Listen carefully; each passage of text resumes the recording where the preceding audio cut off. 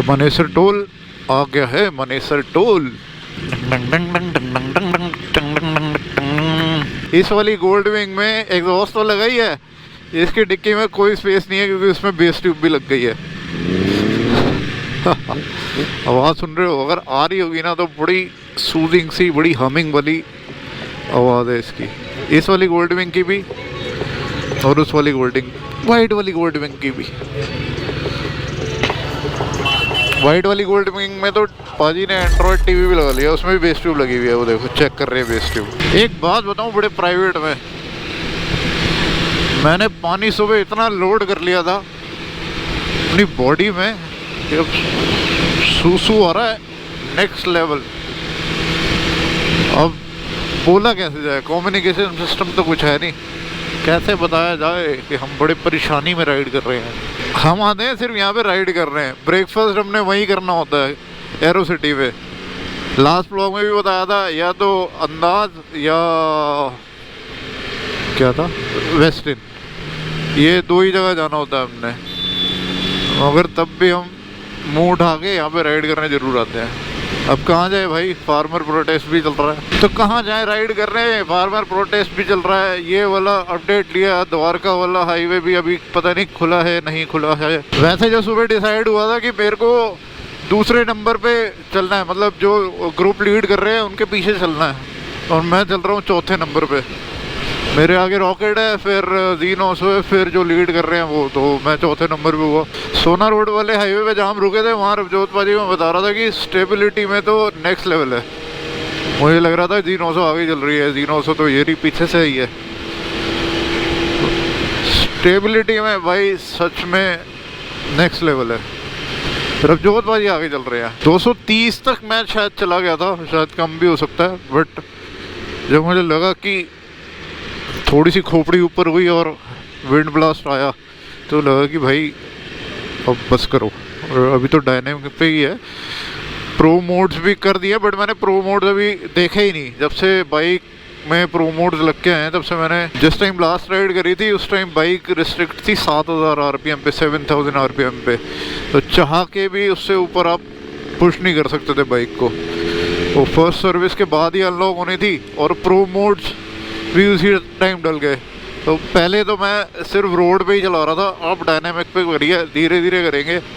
और जो race pro 1, 2, 3 हैं उनको भी अपने हिसाब से कॉन्फ़िगर करूँगा, एक सेटिंग अपनी बना लूँगा। बट अभी तो ये डायनामिक पे ही इतनी पागल हो रही है, मतलब इतना रिस्पॉन्स इनिशियल पे इतना अच्छा आ रहा है इसका। इनिशियल पे 10R का ये नहीं आता था, थ्रॉटल रिस्पॉन्स इतना अच्छा नहीं था, और इसका अभी मैं 5th गियर पे हूँ, ये फील है इसकी थ्रॉटल की, और अभी डायनामिक पे है। प्रो मोड्स को अपने हिसाब से सेट करेंगे, क्योंकि मेरे को यही कमी लग रही थी इसमें स्टैंडर्ड वेरिएंट में कि प्रो मोड नहीं थे और क्रूज कंट्रोल नहीं था, जो बाय डिफ़ॉल्ट आता है 10R में अभी न्यू शेप में। तो मेरे को वो दो चीज़ों की कमी खल रही थी, इसलिए मैंने वो ले लिया। अगर बाय डिफ़ॉल्ट आती, मेरे को सस्पेंशन किसी भी उस पर वो नहीं, इलेक्ट्रॉनिक सस्पेंशन नहीं लेने। S1000RR के लिए मैंने लोअरिंग किट भी मंगाई हुई है BT मोटो की, तो वो भी आ गई है, बस इंस्टॉल होनी रह गई है। तो इसी के साथ हम आ गए हैं पंचगांव, संता बनता और टट्टा का अड्डा। अब मैं डिस्क्राइब नहीं करना चाहता वो संता बनता और टट्टा कौन है, वो हैं बस, वो यहाँ रील बनाते हैं। भाई रोक लो, सुसु कर लें। 665 चलिए बाइक अपनी 665।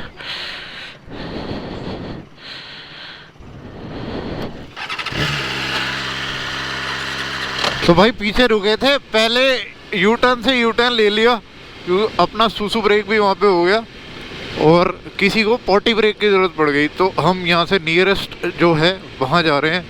अब ये डिसाइड हुआ है, वैसे पंचगांव हम जाते नहीं है, पंचगांव की अभी हमने थोड़ी देर पहले बुराई भी बहुत करी थी, और संता बनता टट्टा भी वहाँ मिल सकते हैं, तो हमें थोड़ा ध्यान से जाना है वहाँ।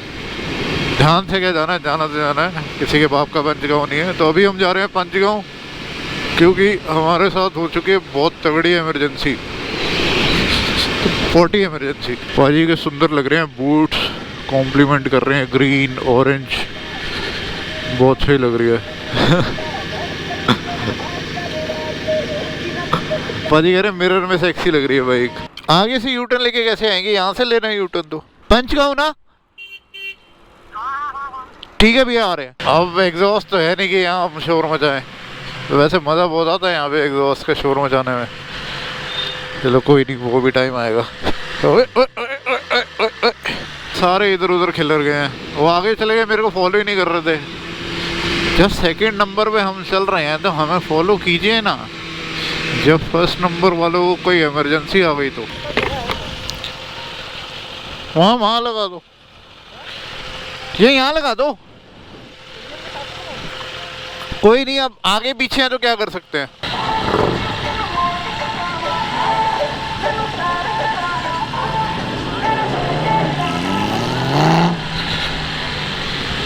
GoPro भी ऑन है, 360 भी ऑन है। मैच करा लिया था निकलने से पहले। चलो, मैं हर बार हेलमेट की स्ट्रैप लगाना भी भूल जाता हूँ, फिर हेलमेट की स्ट्रैप लगाना भूल गया। ये क्या बकचोदी है बहन मेरे साथ। हेलमेट की स्ट्रैप ज़्यादा ज़रूरी है। कैश तो हम कर ही लेंगे उनको। हेलमेट की स्ट्रैप में लास्ट जो वीडियो डाला था मैंने, उसमें भी लगाना भूल गया था। जब हेलमेट की स्ट्रैप फड़फड़ाना शुरू होती है तब पता लगता है। नीचे बंडाना पहना होता है तो पता ही लगता है स्ट्रैप का। ये रीज़न है। फटाफट ग्लव्स पहनते हैं। अभी तक तो दिख ही रही है सामने, तो कहाँ तक ही जाएंगे।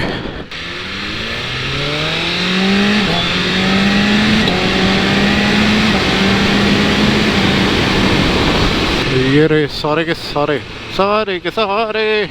मुझे पता था कि पंचगांव पे अभी हम ब्रेकफास्ट तो करेंगे नहीं। कॉफ़ी वॉफ़ी ब्रेक लिया, बट कॉफ़ी मेरे को तो पीनी नहीं थी। अपने में वैसी फुल एनर्जी रहती है सुबह तो कॉफ़ी की अभी कोई लोड थी नहीं। और एक और भी रीज़न था, पंचगांव नहीं रुके, वही अच्छा हुआ। क्योंकि जैसे मैंने बताया था 3 लोगों के नाम, सारे दे सारे दोगले, मैं दवा शिटनी। GoPro को भी मैंने बाहर से कनेक्ट किया हुआ, पावर बैंक लगा के। GoPro की बैटरी ख़त्म हो गई थी। बैटरी यार चेंज करने का ना पूरा तामझाम खोलना पड़ता है। उससे सही चीज़ मुझे लगती है कि पावर बैंक लगा लो, ऊपर वाली पॉकेट में रख लो, वो ज़्यादा कन्वीनियंट है।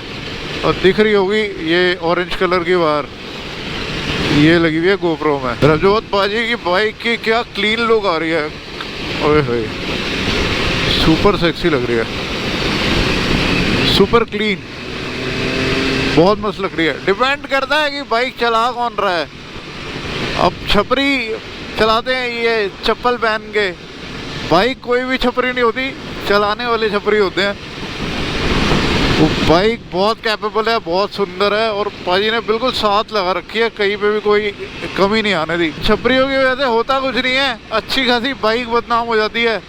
पहले चप्पलें पहन के R15 की मिट्टी पलीत करी, फिर KTM की मिट्टी पलीत करी, अब थोड़ी हायर सेगमेंट की मिट्टी पलीत करने लगे हैं। फ़र्क ये है कि KTM और R15 चप्पलें पहन के चलाते थे, अब ZX10R को स्नीकर्स पहन के चलाते हैं। तो साले रहेंगे तो छपरी। और अब ZX10R की बारी है छपरीफाई होने की। भाई हुंडई की इलेक्ट्रॉनिक कार है, इतनी ज़्यादा फ्यूचरिस्टिक लग रही है, इतनी ज़्यादा बॉक्सी लग रही है। मतलब मेरे को पर्सनली इतनी बॉक्सी शेप पसंद नहीं आती। इतनी ज़्यादा फ्यूचरिस्टिक गाड़ियाँ देखने में सुंदर नहीं लगती। मतलब ऐसे हम कभी कॉन्सेप्ट कार की शेप देखा करते होते थे, अब ये रियल में रोड पे देखने लग गई हैं। बट सच में अच्छी नहीं लग रही शेप। पता है क्या, आजकल किसी को क्वालिटी कंटेंट देखना पसंद ही नहीं है। मेरे से वो चीज़ें नहीं होती, 10R की आवाज़ निकाल दो, ये गंदी गंदी सी आवाज़ें निकाल दो और रीलें बना लो। ये सब फुकरे कंटेंट से कोई ना मज़ा ना स्वाद, गंदी औलाद, वो वाली बात हो जाती है। मुहावरा फिट नहीं बैठा, बस तुम समझ गए मैं क्या कहना चाह रहा हूँ। भाई ये क्रेटा वाले कभी नहीं सुधर सकते। ये एरोप्लेन, जेट प्लेन सबसे जीत सकते हैं, यहाँ तक कि ये जेट स्की से भी जीत सकते हैं। पानी में भी रेस लगा लेंगे तो भी जीत जाएंगे। तो इनसे थोड़ा दूर ही रहा करो। क्रेटा देख के भाई दूर हो जाया करो। जैसे बाइकों में छपरीज होते हैं, वैसे क्रेटा में भी छपरी हो सकते हैं। हो सकते क्या, 100% होते ही हैं।